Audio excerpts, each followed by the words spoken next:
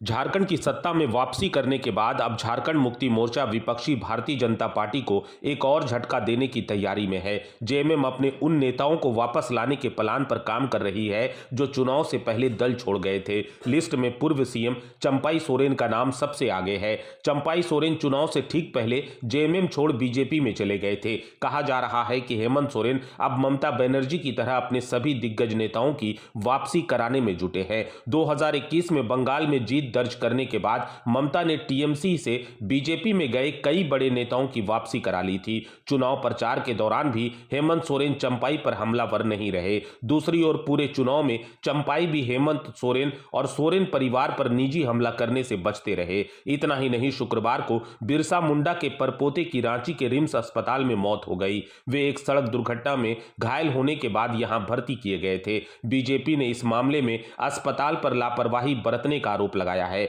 बाबूलाल मरांडी से लेकर अर्जुन मुंडा तक ने इस मामले में सरकार की घेराबंदी की है, लेकिन चंपाई पूरे मामले में सरकार पर सवाल उठाते नजर नहीं आए। चंपाई को लेकर रांची के सियासी गलियारों में दो तरह की चर्चाएं भी चल रही हैं। चंपाई सोरेन को झारखंड मुक्ति मोर्चा दिल्ली की राजनीति का ऑफर देकर उनकी सीट सरायकेला से उनके बेटे को विधायक बनवा सकती है। चंपाई सोरेन के बेटे बाबूलाल सोरेन घाटशिला सीट से इस बार बीजेपी के सिंबल पर उतरे थे, लेकिन चुनाव हार गए।